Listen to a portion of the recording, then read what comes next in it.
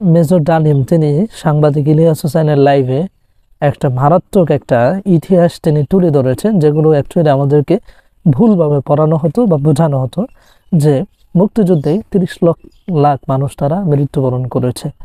So এটা actually বাংলাদেশে যারা সঠিক চিন্তা ভাবনা করতো তারা কোনোভাবেই মেনে নেয়নি যে এত হিউজ পরিমাণ মানুষ কিভাবে মারা যায় বা কিভাবে তারা মেরেছে।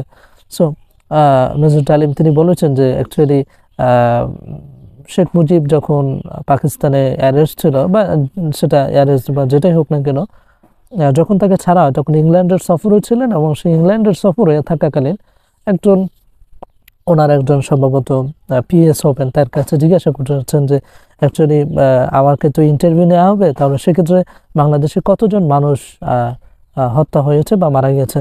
তখন তার সেই পিএস বলেছে যে 3 লাখ।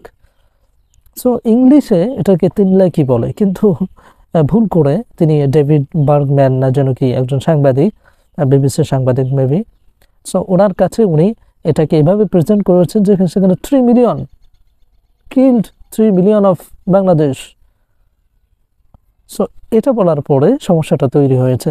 সো আন্তর্জাতিক একটা মিডিয়ায় যখন এটা প্রচার করা হয় বা এই সাক্ষাৎকারটা যখন ছাড়া হয়, তখন সকল জায়গায় কিন্তু এই বিষয়টা ছড়িয়ে যায় যে অ্যাকচুয়ালি বাংলাদেশে 30 লক্ষ মানুষকে পাকিস্তানি হানাদার বাহিনীরা তার হত্যা করেছে, যেটার সঠিক কোনো ইতিহাস নয়, সঠিক কোনো হিসেব নয়।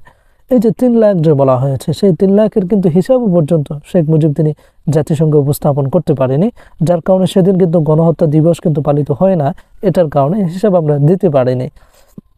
সো এই যে শেখ মুজিব যে ভুল করে 3 লাখের জায়গায় যে 3 মিলিয়ন বলে ফেলেছেন, সেই ইতিহাস তো চলতেছে একেবারে। আমরা যে একেবারে স্বাধীনতার পর থেকে এই পর্যন্ত, অর্থাৎ শেখ হাসিনা যাওয়ার আগ পর্যন্ত আমরা এই ইতিহাস পড়ে আছি, এবং সত্য কতটুকু মানুষ অনুধাবন করতে পারে বা উপলব্ধি করতে পারে জানি না। তবে আলহামদুলিল্লাহ সাংবাদিক ইলিয়াস হোসাইনের মাধ্যমে মেজর ডালিম তিনি পরিষ্কারভাবে বলেছেন যে 3 লাখ মানুষ তারা হত্যা হয়েছে, 30 লাখ নয়।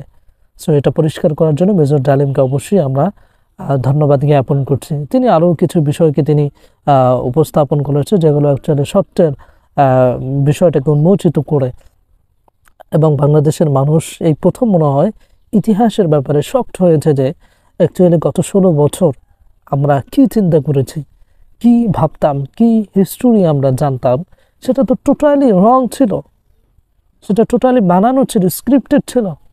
সেই সঠিক ইতিহাস মেজর ডালিম তিনি আমাদের সকলের সামনে উপস্থাপন করেছে। এজন্য সাংবাদিক ইলিয়াস হোসাইন এবং মেজর ডালিম উভয়কে আমরা ধন্যবাদ জ্ঞাপন করছি, এবং তাদেরকে বলবো যে মেজর ডালিম এবং সাংবাদিক ইলিয়াস হোসাইন উভয়ই বাংলাদেশের জন্য অত্যন্ত দেশপ্রেমিক একজন মানুষ। সুতরাং তাদেরকে বাংলাদেশে এনে যথাযথ জায়গায় তাদেরকে নিযুক্ত করা হোক, এই কামনা করে আজকের ভিডিও শেষ করছি। Okay, that's it. Thanks for watching this video and see you in the next video. Allah Hafiz.